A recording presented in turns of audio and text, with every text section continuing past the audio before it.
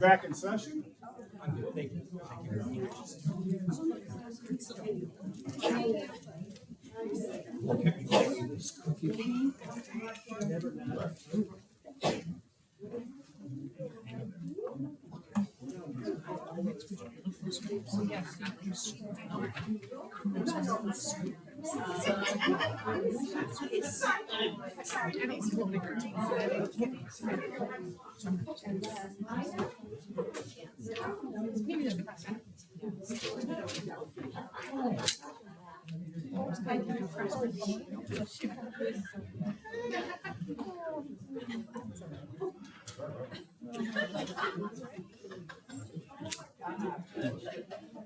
Need a totally color, fresh made.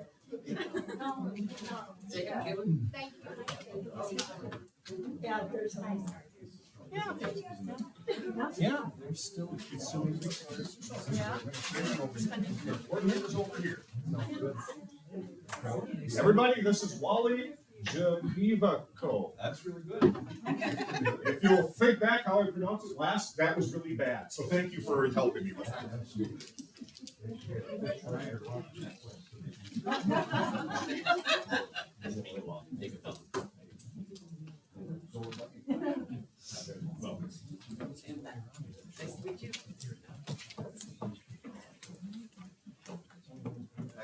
Hello. Yes. Very nice to meet you. Nice to meet you. Nice to meet you. Hi, Wally. It's great to have you. Thank you. Hi there. See you. All right, see you. Wally, there's your chair. Yep, with some questions for you. And Wally, to start, if you want to tell us a little bit about yourself, and then we'll get going into the questions. That sounds good. All right. We'll leave my stuff out here. Yeah, get settled and take Yeah, it. get settled in. You bet. All right. So I grew up in Toma, Wisconsin. And when I was in high school and thinking about, what I wanted to do as a career, it was at that point that I realized how much teachers and coaches had an effect on my life. So at that point, I decided to go into education. I went to University of Wisconsin, Eau Claire, and really I just knew I wanted to be a teacher. And I didn't really even know what I wanted to teach. I just wanted to be a teacher. But then I had some mentors say, well, there's a lot of jobs in math and science. And I thought, well, I'm pretty good at math. So I ended up going into mathematics, finished up in Eau Claire, really liked the Eau Claire area, and actually was thinking about subbing or getting a job right in that area. And then I got a phone call actually back from my hometown. And they had a mathematics opening, and I applied for that, and I was successful there, and that was my first stint. I was a teacher and a coach there. I graduated in December. I finished out a long-term sub, got the position, and I was at Toma for 8 years. Taught a wide range of mathematics courses. I coached 3 sports. I coached football and girls basketball and baseball. Helped out in the weight room, and I also got big into the union there. Ended up being the head building rep, and I was actually supposed to be, in 2001, I was supposed to be the president of the union in Toma, and then an opportunity came at the La Crosse Logan High School. So I applied for that in the spring of 2001 and was successful there. Came to Logan, and for 10 years, my career has taken some weird turns. I thought early in my career, I was going to be a teacher coach for 30 years. I think early in my career at Toma, I came back to my hometown. I liked my hometown. I thought I'd probably be in Toma my whole career. But the opportunities became available in 2001. Like I said, for 10 years, I taught mathematics. I was the head football coach. I took care of the weight room in the winter. In the spring, I coached powerlifting. I taught the strength and speed program during the summer. We had upwards of 200 kids that would come in grades 7 through 12 and come to the strength and speed. And honestly, in those early years in the 2000s, and still at that point, I thought I was going to be a teacher and a coach for 30 years. in the mid 2000s, the AD, who I adored, was starting to get up there in age, and I thought, you know what? Maybe I should get my principal licensure. And at that point, to be honest with you, I thought it was going to be more for an activities director. Maybe I'd finish out my career as an activities director. I lived in the world of activities and sports and all those areas. And so I went and I got my principal licensure through the Turbo. Well, funny things happened. Act 10 was a huge upheaval in Wisconsin in 2011, and a position came open as the dean of students. I had a lot of people talk to me about, Wally, you think you'd be good at this? You think you'd do a good job with that? And I'm like, I really don't want to. I got everything rolling right now. We got our football program rolling. We got our weight room rolling. I know all my classes from pre-algebra to pre-calc. I know all those inside and out. And I had somebody I really respected, and they said, "Well, you understand, but you don't get to choose when the opportunities arise." And so, after a lot of thought, I decided to put my name in the hat for Dean of Students, and I was successful there. I was the Dean of Students for 3 years at Logan High School, mostly worked with freshmen and sophomores for 3 years, and started to look around, and I thought, well, maybe I am pretty good at this. And I thought, maybe I could do associate principal. Maybe I could run a building as the principal. And in 2014, the associate principal position came open. I interviewed for that and was successful. I was the associate principal for 4 years. The principal position came open at Logan High School in 2018. Oh, I had one more in the couple of things I forgot. I apologize. I had gotten those 10 years. I had gotten back into the union at lacrosse, and I was the head building rep going into 2011 when I became the dean. And then I was asked to take over the role as math supervisor in the lacrosse school district in I think it was around 2013 or so that I became the math supervisor for the lacrosse school district. And I stayed as the math supervisor until the principal position came open in 2018. I applied for that, and I've been the Logan High School principal now for the last 7 years. So I've had 18 years in the classroom and 14 years in the administration world, and I am a fierce believer in public education, and well, I guess what brought me here today? Well, about 3 years ago or 4 years ago, I thought, well, maybe a nice way to end my career would be superintendent, to take those skills or those leadership skills that I've worked on through the years and then run a school district. So I went back to Turbo. By the way, I thought they've done an outstanding job with their classes and their preparation programs. And I got my superintendent licensure and had no idea that this position would come open. Made a lot of phone calls here lately here in the last 2 to 3 weeks just to see what the Crescent School District was about, and actually liked what I heard. And that is why I'm here today. So that is it in a nutshell. I got to be careful a little bit. My wife gave me a kiss and then walked out the door, and she said, "Don't ramble." So I got to remember that tonight. And so, okay, I'll do my best. But if I err on one side or the other, it's generally that side. And so those are the parting words that she left me with tonight. So, okay, thank you. Thank you. All right, question number 1. You have your list there, correct? Yes. Great. How do you plan to support and enhance academic achievement across all grade levels? Wow, there is a lot that goes into that. Supporting and enhancing. Well, when you think about academic achievement, you think about so many things that go into so many pieces that have to fit into that part of the puzzle. Over time, you need to hire quality personnel. I mean, that is one of the absolute top things that you need to do is hire good people. In fact, once you do hire good people and once you give them the support you need, sometimes in those situations, the best thing you can do is get out of their way. Viable curriculum. Do the teachers have the materials that they need? Do the administrators that are running the building, do they have the supports and do they have what they need?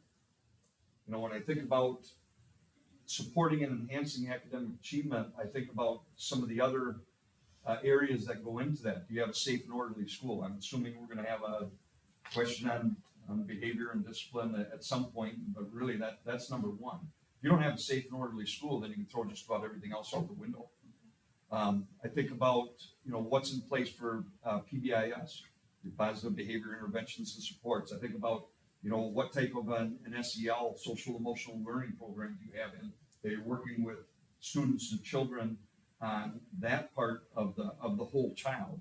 I think about, are there PLCs in place so that teachers are able to work with other teachers and be able to learn from one another, so we don't end up having just pockets of excellence. I think that happens in a lot of school districts, is you have pockets of excellence, and those pockets of excellence need to be distributed then throughout the district. And those best practices need to go in a lot of different areas.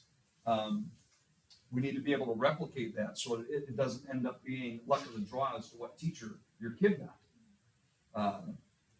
Every kid that goes into whatever class that is should be coming out of there with a quality education and should be working on that type of improvement. When I think about supporting,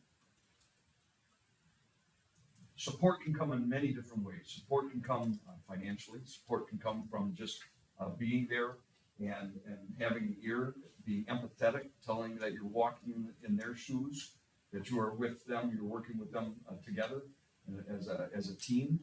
You know, when I think about curriculum or I think about academic achievement, when I was a math supervisor, I walked into a pretty tough situation with the middle school mathematics curriculum, and we took 2 years to look at Common Core and standards and your power standards, to look at what the pacing of the curriculum, and then to look at the actual materials that we were going to choose. Brought in a whole bunch of companies, and in the end, I think it worked. When I think about a building budget, because that is obviously necessary to work on academic achievement, I think about what are the priorities. And I'm assuming we're going to get to I'm guessing we're going to get to, I haven't looked here, but we're going to probably get to something on budget, so I'll save that for a little bit later. But we've also looked at different interventions just in the 8 years that I've been a principal at Logan High School. We looked at reading interventions, literacy interventions, mathematics interventions. You know, those are things that you need to have in place for supporting and enhancing academic achievement. So I'm sure some of these pieces are going to come in with some of these other questions, but there's a lot that goes into that question number one. So I think I'll stop right there. Fabulous, thank you. Okay. How would you address bullying and ensure a safe and inclusive school environment for everyone?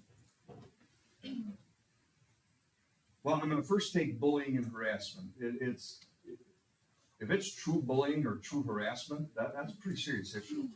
The reason I say true is because everybody in education knows here the word bullying gets thrown out a lot. The word harassment gets thrown out a lot. So you better do your homework. You better do your digging first onto what it is.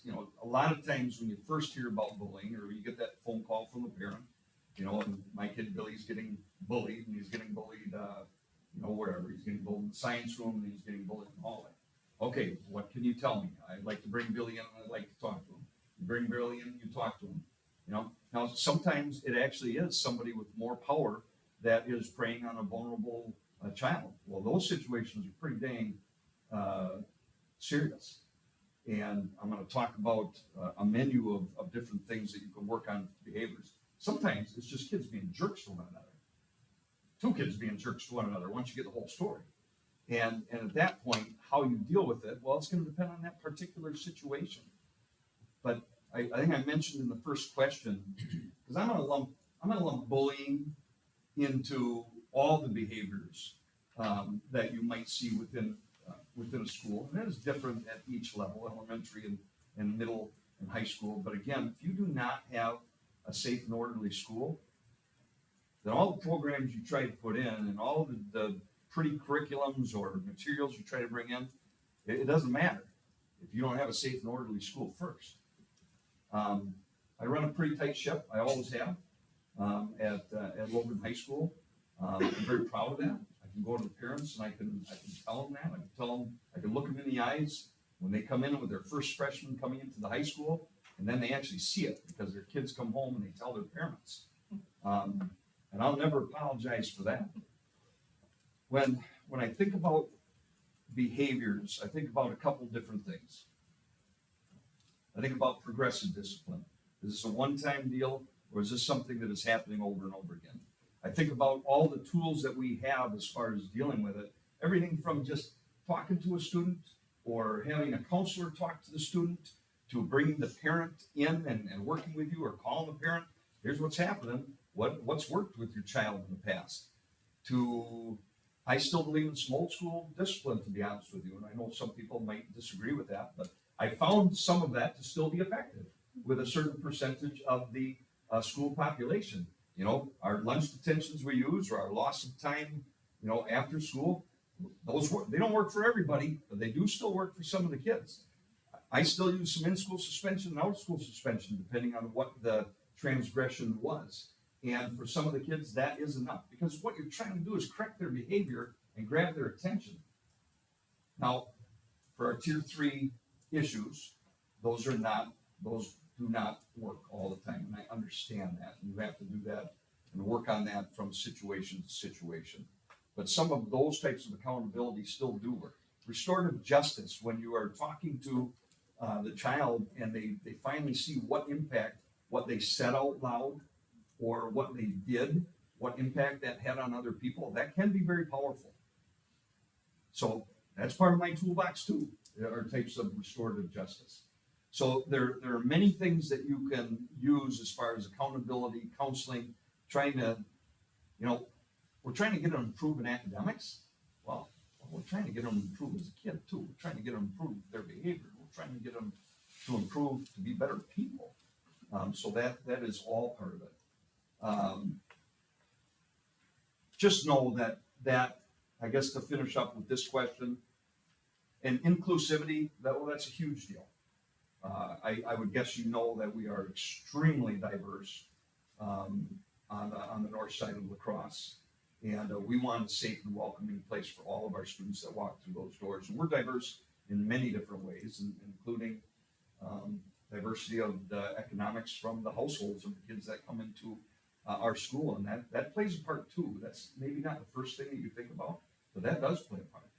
So I think that's enough. I hear my wife telling me that's enough, Wally. Okay.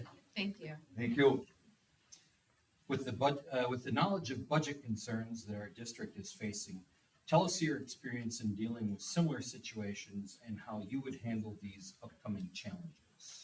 I don't know the exact particulars of La Crescent's budget situation, but I've never been given enough money in any situation that I've been in, so I guess that wouldn't be anything new. I didn't have enough money to run my football programs. We had to go fundraise. We had no money in our powerlifting program, and we had to go out and find ways to get money. As the math supervisor, I was always begging the district office for more money, and not always very successful, by the way, either. And I still, to this day, I am respectful of the budget that I am given. I think I have about a $260,000 budget at Logan High School, and that includes a big chunk of that is activities, just because busing is so expensive and all the things that go with that. But if you were to call the business manager at the La Crosse School District, I have been under budget each one of the years that I have run the high school here. So while I don't like it, I understand the parameters, and then I work within those parameters. When I think about, I don't know if I'm jumping ahead or not, so I'm gonna talk about what I use as priorities. Okay, I guess I'm gonna talk about it right here. So when we're under budget, we don't have enough money. I guess the way that I prioritize, first of all, is what kind of effects it's gonna have on the students. That's number one. Okay, that has to be the first priority. You know, I wanted to put little bells and whistles in my school and prettier things as far as furniture and stuff for a lot of years. And usually I don't get there. Okay, because that's number one, is what's gonna affect the students. Number two actually is the teacher's needs in the classroom so that they can be successful with their students. So I guess I would work my way from the classroom out if I have to prioritize those types of money decisions. But you know, it seems like there's declining enrollment just about everywhere, so that makes it tough for any school district with declining enrollment and then other factors. So I guess I just wanted to leave it with that. I would prioritize from inside out what affects kids in the classroom first. Thank you. You're welcome. What are some ways that you plan to build trust and engagement between community members, taxpayers, and the school that allows for continued growth of the school, respect of teachers and staff, and continued support for public education? All right, there's a lot there. Well, my yellow sheet is, in an hour, what are the things I want the school board to know about me?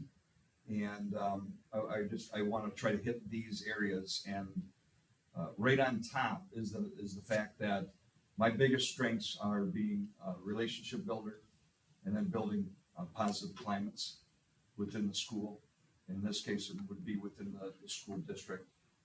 So how do you build trust and engagement with all, and I see different stakeholders here.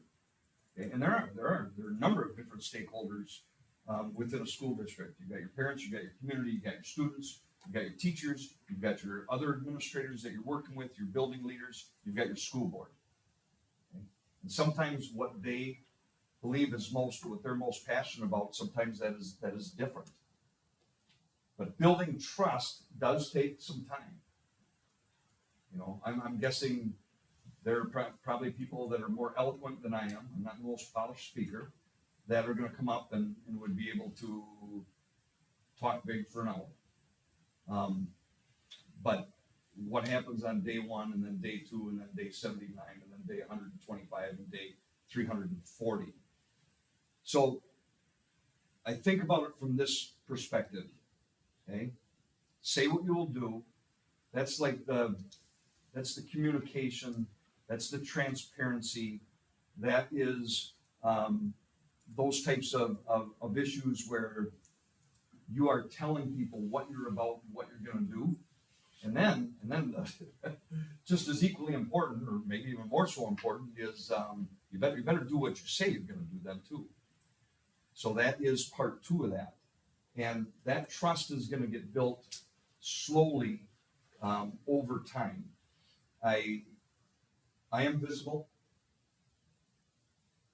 I've been told I'm approachable, so I hope I am, because I've been told that I'm approachable. I'm not eloquent, but I am a good communicator. I'm authentic. If you hear me talk and give a speech, it's my speech. I wrote it. Okay? If something comes out and it's written, and again, I'm sure a lot of people are more polished than I am, but people at Logan know when an email comes out or when something comes out, and the parents too. When I send things home on Parent Square, they hear my voice in the writing. It's authentic. So how do I plan to build trust? I guess be myself and walk that walk and live my life each and every day. When I came to the north side of La Crosse, I became invested full force. I work with the Rotary, and I work with the Interact, the kids at school. I work with the National Honor Society, Northside Neighborhood Association, Northside Business Association, Logan Alumni, who I work with once a month, Logan Booster Club. You know, all those parts and all those stakeholders that are important to your school. And I want to be part of La Crescent community. And I want people to be proud of the school district. And I want them to say, well, look at Wally Gnewikow. He's out there trying. He's out there working. He's out there visible. I'm a fierce believer in public education. I think I've said that. Well, I can't say that too often because I am. And I believe that because we work with every kid that comes through those doors, regardless of where they're at. That's what public education is all about. And that's what I truly believe. Respect for the teachers and the staff. I got a lot of notes on that, so let me see if there's anything coming up about teachers and the staff. Well, not necessarily, so I'm gonna ramble a little bit on this one. All right. Because this is important. You know, all of us around the teachers, and I hope, by the way, I hope you do a lot of digging on me. I hope you do all kinds of digging on me. Talk to, except for maybe a couple staff members that are still bitter because I've held them accountable. I would love for you to talk to our custodians and our TAs and our AAs and our support staff. I would love for you to talk to some parents in our community. Okay? But the teachers are the engines that drive education, and all the rest of us we're all support staff. Okay? Administrators are support staff. Okay? The teachers are the engine. The reason that I've been a successful principal is because I've never forgotten what it's like to be in the classroom. The reason I think I can be a successful superintendent is that I can work with the building administrators because I won't have forgotten what it's like to be a building administrator on the front lines every single day from 7 a.m. until 4 p.m. And I have a ton of respect for teachers. And they have my support, and I try to make things fun. And I try to let them know that we truly are in this together to do whatever we can to help the students. So I think I'll hold on for it. Thank you. Thank you. Tell us about academic success, how you define it, and how you achieve it.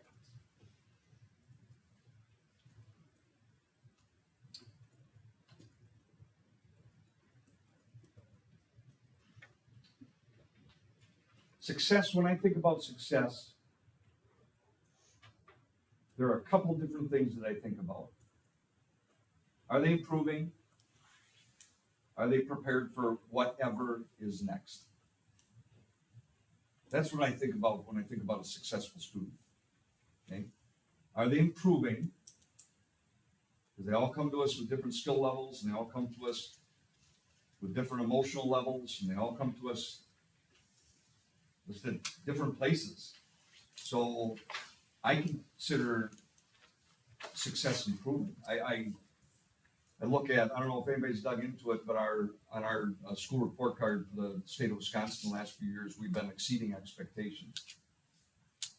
Our scores, if you just take ACT scores, you just take the pre-ACT scores, you just take the forward scores, they're pretty solid, you know, but we don't beat Onalaska, for example. But the reason that we have exceeded expectations on our school report card is because our growth scores have been so good. And I'm very proud of our teaching staff for that. We've taken kids where they're at, and we've improved. And let's be honest, that kid that comes into 9th grade with a 5th grade reading level is never going to have a 25 on the ACT. They can improve, and they can get better. And so that's what I see as successes. Are they improving? The next thing is, are they prepared? You know, we look at the elementary level, and we look at what standards we're trying to get in at each kindergarten, 2nd grade, or 4th grade. Success for them might be, are they ready? Are they ready to go on to some new standards? Are they ready to progress that way? Okay. Do we have high expectations within our classrooms? Are we preparing them emotionally? Are we helping them become better people? That to me goes into success and how I define it. How do you achieve it? That's some of the other things that I have already talked about tonight. Safe and orderly. Teachers have what they need. Do we have good materials and do we have a good curriculum? What supports do we have in place? What interventions do we have in place? How are we working with kids that have IEPs? Okay? Are people above you in the chain of command, do they have your back? Everybody needs to have somebody above them in the chain of command that has their back. Those are all things that are important if you want to get to that academic success and you want to get to that point where you are achieving. So there's a lot of pieces that go into that also. Boil it down, improving and prepared. All right. Thank you. All right, describe a time you had to make a difficult decision that impacted the entire school district. What factors did you consider? How did you communicate the decision? And what were the outcomes?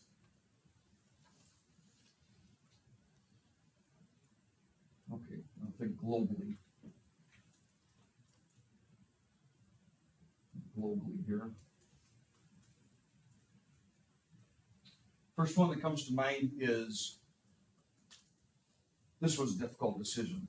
We used to have something called the Academic Pep Assembly at Logan High School, and it was fantastic. Because we wanted to make a big deal. You know, we have pep rallies. A lot of times pep rallies are for activities of the arts, which are awesome.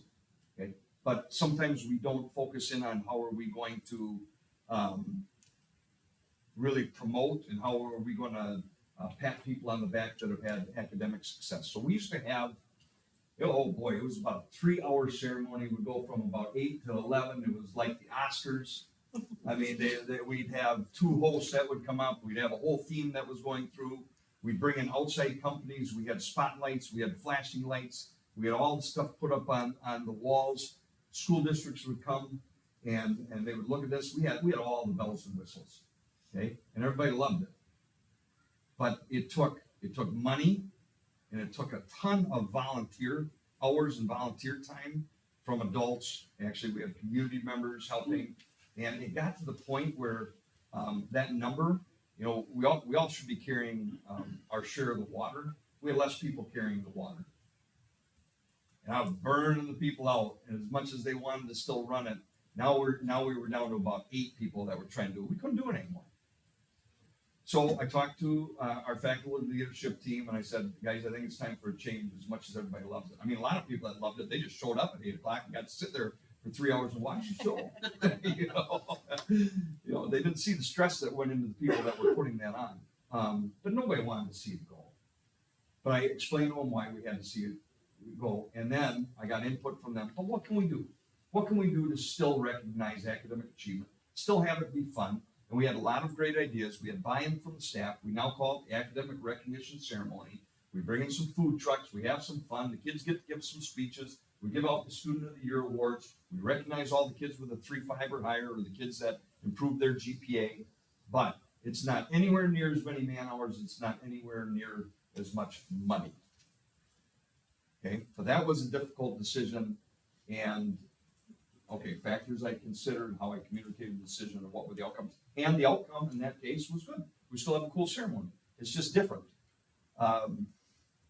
Another one that I would say that globally affected the whole staff was we've gone through so many different types of schedules, you know, but our staff and students, they love what we have. We have modified block where the kids go to all their classes on Monday, Tuesday, Friday, but then they have blocks on Wednesday and Thursday. But then there were some things that teachers and kids really valued.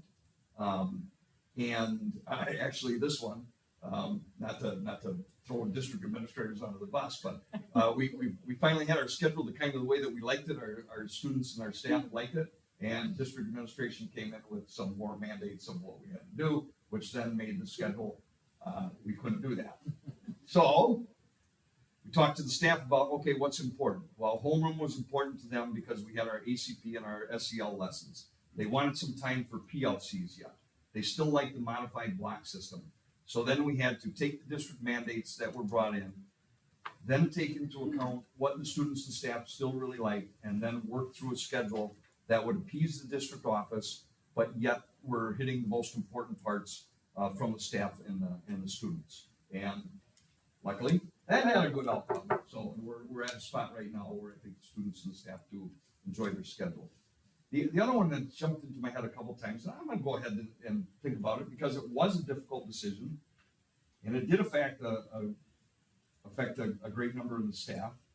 I had to let 3 people go 3 years ago.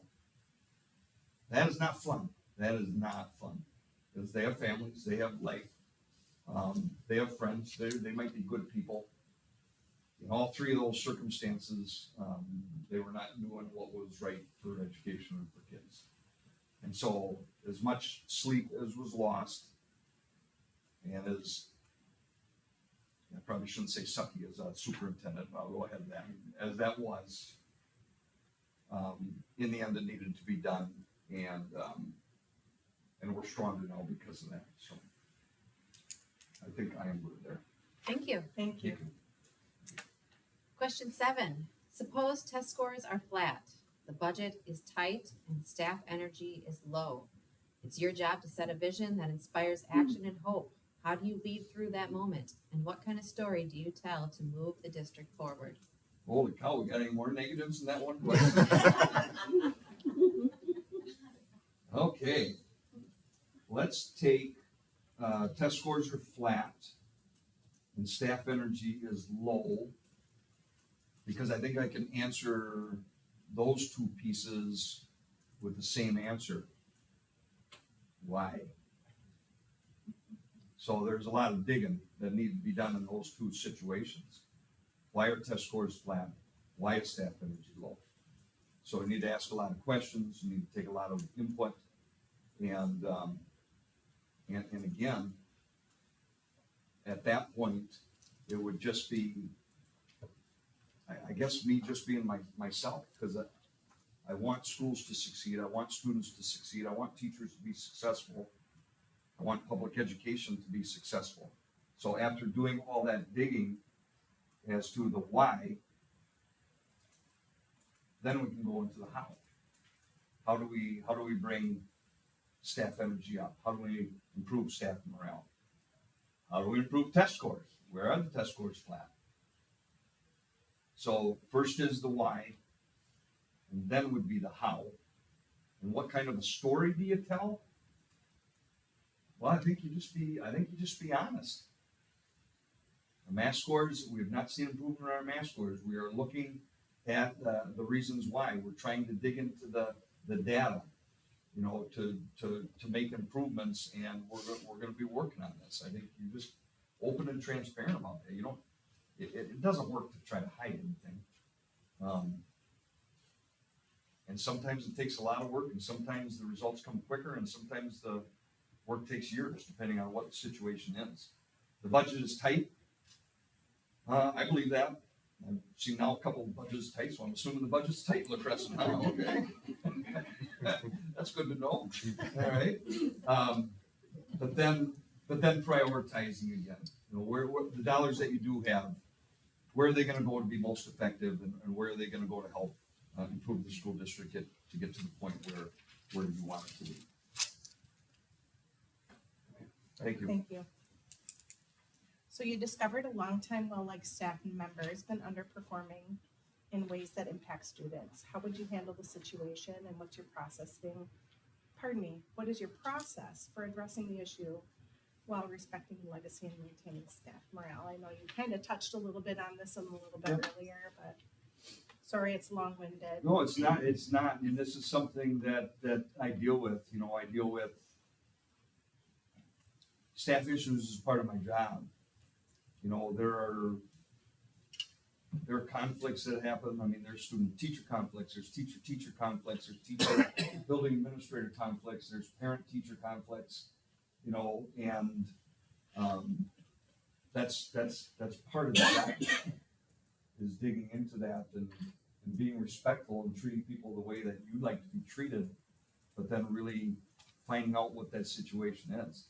Well, the first thing, obviously, is, we're not gonna have a public trial of this person, first of all.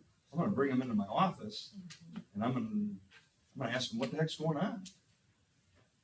And especially now, if I walk in next year, you know, I have 24 years under my belt at Logan High School. I know every staff member, I know every background, I know where the bodies are buried, I know where all the secrets are, okay? I come into the La Crescent School District and I know next to nothing. So in this situation, you know, having somebody tell me, yeah, this teacher was strong for a lot of years and things have just been slipping. Okay, so I try to get a little information and then I talk to the person face to face and I ask them what's going on, things going on in your personal life. Are you burnt out on your job or education? Okay, what can we do to make it better? And then I'd have to see how are they underperforming. I mean, there's different ways to underperform. You know, sometimes people get cynical. Sometimes people are lazy, which to me is about the worst. Sometimes people are just struggling with all phases of their life. You respect their legacy by treating them as a human being and asking them those questions. But again, in the end, are they willing to improve or not? Are they willing to change or not? You know, are they willing to listen and be coached and be supported and try some things or not? And that's when the building administrator and the district administrator and superintendent at that point has to make those tough decisions. Thank you. Tell us about a time you improved the special education services and programming, and how did you do that? Well, I work hand in hand with, first of all, our student services staff, and we also have our school psych who is heavily involved with our IEPs and with all our teachers that are teaching the special education classes and working with kids on caseloads. And it's our biggest department at Logan High School. We have a high percentage of students that are on individualized plans. So in May, one of the things that we started doing that I think improved overall the special education services and how we were working with those kids with an IEP. I got two things. Other things popped in my head. So I promise I won't ramble, but I want to tell you about both. So we have our, and folks in here that are elementary minded, I do realize that I'm probably talking tonight from a more high school perspective, but that's the world that I've lived in, and that's the world that I'm the most familiar with. But I'm an educational leader, and I can work with all the levels. I just thought about that. You know, I'm going to talk about again 8th graders coming into 9th grade. So we have our case managers go over to the middle school and work with all of the teachers that are case managing those students and try to learn the students that are going to be on their caseload as much as we can in the spring before they're coming in as freshmen. We look at the master schedule and we look about where we need supports for our special education students. We don't have very many pull-out classes at all. We just have a few. So really, honestly, 95%, we are getting our kids that need accommodations into just regular classes. But then we look at what classes could use a TA, or what classes could use a team taught class with the core teacher and then with the special education teacher. And we look at all of that in May. In fact, our date is May 21st, when I'm meeting with the entire special education class or special education department this spring. By that time, we'll have the master schedule set and we'll be able to look at where we can put in those supports to help those students. The second thing that we have done is really very recent. Okay? We have changed, so we have what's called a resource, which is a guided study hall with a student that's receiving individual education plans with a special education teacher. And through the years, it had kind of morphed into a study hall with the special ed teacher being the mom or the dad and saying, where's this assignment? This assignment was due yesterday. Let's get going on this. And that's still, I think, a necessary piece. but we've actually had our interventionists now change the resource so that the first 10 to 12 minutes is actually a special education teacher working with a group of students that have those same needs on whatever those services are. So about the first 12 minutes is spent that, working on the disability or working on what's necessary for the accommodation. And then the last half an hour becomes, again, how come that social studies assignment didn't get turned in yesterday? Let's get it out right now. So it's been a nice combination that we've had, and I believe it's had some impacts on our students with needs and needs for accommodations.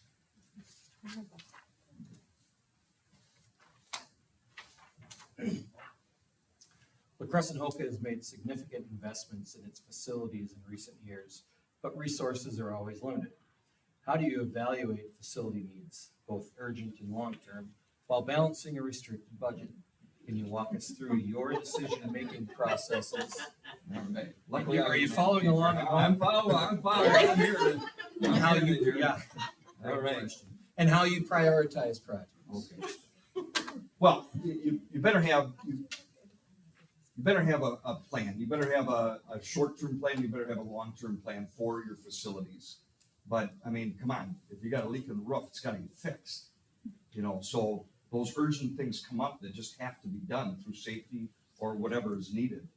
But if you just coast along as a district, and actually La Crosse did for a while, we're actually still dealing with that right now. Luckily, we've had a successful referendum, but all of a sudden you look around, all our buildings are old. And so La Crosse is going through that right now, and we got in 2027 a new elementary building coming in, and the next thing they're going to have to do is they're going to have to look at the middle schools. While the middle school buildings are okay, they're old. The two high schools are in really good shape. So when I evaluate facility needs, you always have those plans in place, like, what if? What if you get a generous donor? What if the state of Minnesota starts investing more money? You should be ready. You should be ready for that, because if that happens, then you strike while the iron is hot and you get done with those wants are. But unfortunately, in public education, it tends to be more needs. And so I think just being smart along the lines of where are you at? What are you going to do as far as setting a 5-year plan in? And then what is your goal? I mean, really, a school district should probably be looking out 20, 30, 40 years when they look at the life of their buildings. But what I see happening more often is those things come up that are urgent. You have to do them, and then all of a sudden your budget is kind of empty. And you know what? Sometimes that's just the way it is. And it's sad, but that's the way it is. But I think planning and being ready is essential. Thank you. You're welcome. Please share your thoughts on how districts should hold themselves accountable for academic progress or improvement, and what steps should be taken when benchmarks are not met. And please share an example.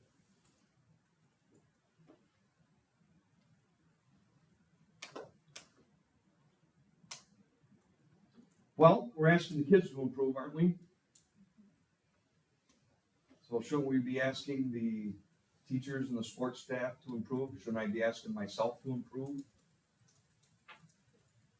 Shouldn't we be educating all of our school board members on best practices and what can help our kids down the road? Shouldn't our building administrators be working on improving? Of course we should. Well, all of us should be. How should districts hold themselves accountable?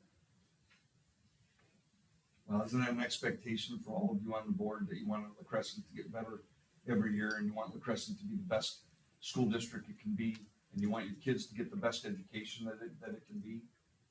So when that doesn't happen, I guess the next question is the why. And that's where the digging comes in. Okay? Please share an example. Okay? for me, that's pretty easy. And I realize this wasn't district-wide, but it was school, Logan High School that I've been with for so long. And it was two areas. And one we have made tremendous strides in, and one we have started to make strides in. For a while there, our reading scores weren't very strong at Logan High School, and the ELA portion of those standardized state scores were pretty flatlined. And I got to be honest with you, I can't even take any credit for that, because you know what? The English teachers were upset. And so they came to me, and they were working on the why. And honestly, they changed up a lot of the choices that they were making as far as the books that they were using. They were giving more choice to students, which were actually getting them more engaged, and we're getting them to read more instead of the old standbys, which were difficult to read or maybe not as enjoyable to read. They changed a little bit of their teaching techniques. And I got to tell you, the ELA group at Logan is kicking butt. That's where we made our biggest strides. And like I said, I really cannot take the credit for that, because they're the ones that dug in. They're the ones that made the suggestions. And I'm just the one that said, okay, go do it. So I gave them the final okay, but they're the ones that did all the work. Our in math, we're still in that spot right now. And here's where we're struggling. We have our own issues on the north side of La Crosse, where a segment of our population ends up coming in at the freshman level, and they're really at a low spot with mathematics. Because I'll be honest with you, I would just soon not have pre-algebra at the high school level at all. I would love to say every student start with Algebra 1. But I was a math supervisor and I did my research. And I found that actually the only way you can be successful is at the most they can be 2 years below grade level. So if they were at 7th grade level for mathematics, we thought, yep, let's put them in there, let's backfill, let's do the best we can, let's get them in Algebra 1. But we have a number of students that are coming in below 7th grade level. And so we've had to keep the pre-algebra. Because our goal was always to get through at least Algebra 2. Every kid to get through at least Algebra 2. Okay? So now, as we're looking at our math scores, ACT tests at a certain level. They expect you to be at a certain level by the time you're in the spring of your junior year. And we were and those kids that were starting in pre-algebra as a freshman, they just could never get there. So their math scores were going to be lower. So that is, and by the way, I haven't solved that yet. So you know, I haven't solved that yet, but we're working on how can we accelerate that backfill and that learning for the kids that are coming in at a 5th grade level in mathematics to get to the point where they can score at least reasonable on the pre-ACT and the ACT. Okay, so we're working on it. We ain't there yet. Okay, but we're working on it. Thank you. You're welcome. Okay, what is the superintendent's role in the broader community? Jeepers creepers, they're the face of your school district. They should be at your festivals. They should be involved in the clubs and organizations that are in the city. They should be the one pounding for public education and how important public education is. They should be visible in the elementary, middle schools, and high schools. Okay? They should be the ones advocating. When you need an operating referendum, they should be the ones at the tip of the spear in conjunction with the school board and telling people why. Why should you invest? Why should you be willing for your tax bills to go up a little bit to invest in public education? So that role in the broader community, I think is essential. The parents and the community members, they want to know that the top person, actually the school board's the top, but you know what I meant, that the top person truly does care about kids in that community, truly does care about public education and wants students to improve and wants students to be career and college ready, whatever their choice is, once they walk out of these doors after 12th grade. So I believe that role is essential. And your superintendent better not be hiding in, I don't even know where the superintendent hides. I don't even know what office or what building or anything, but your superintendent shouldn't be hiding anywhere. So I think it's essential. Thank you. Thank you. So Wally, do you have any questions for the school board? That's all we have for you.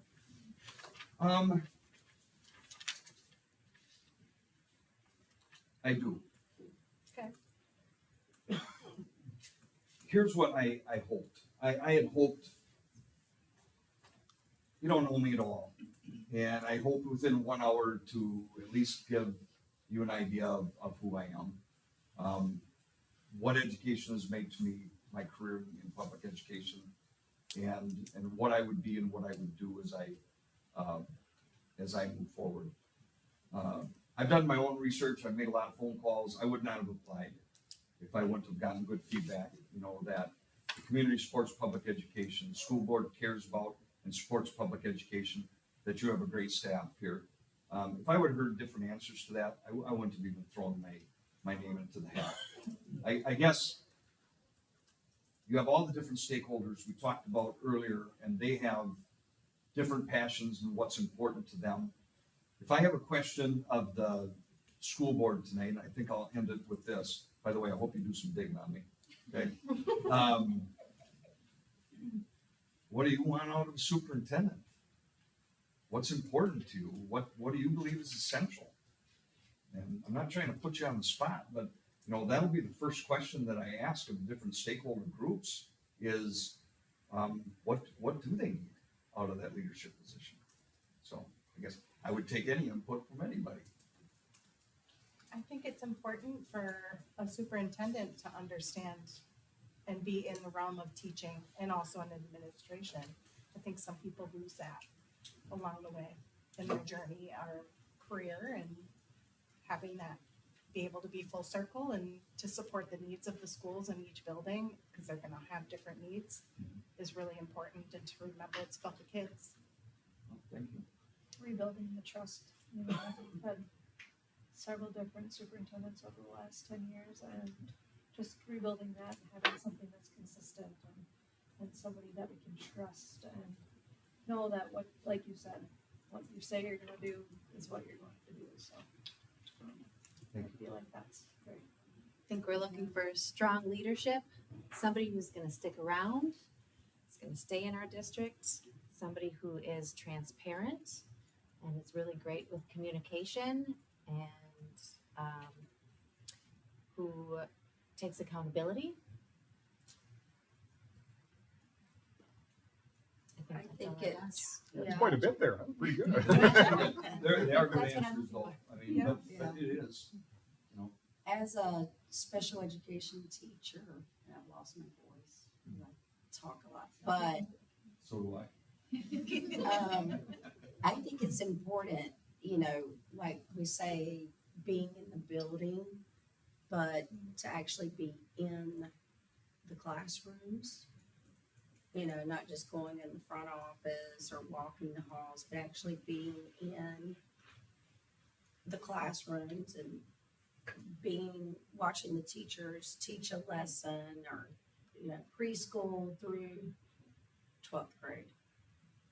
I think it's super important to have that, the feel of what's going on in the classrooms.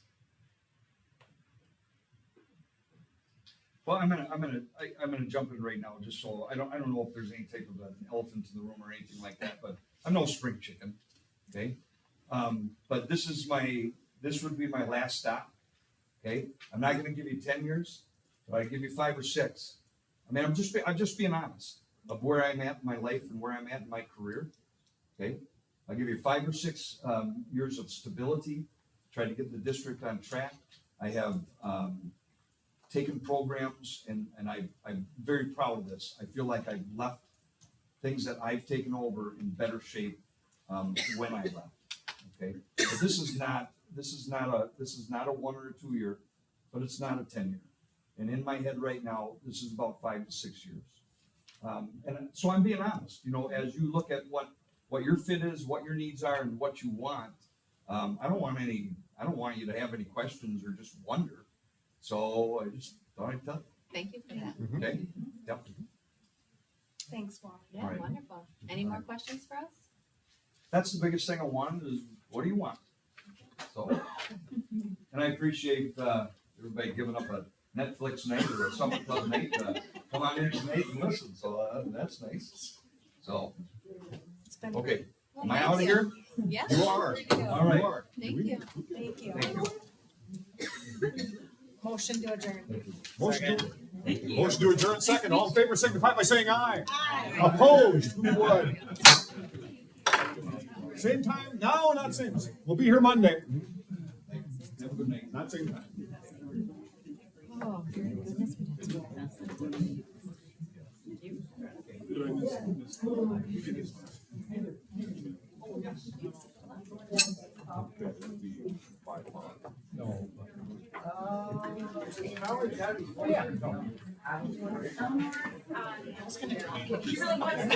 It might have looked funny, but I was gonna do it. I look at your face, there's so many things wrong.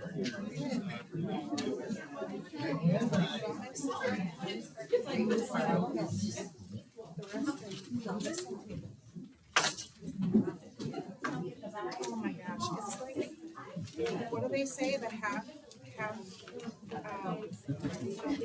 grades fried?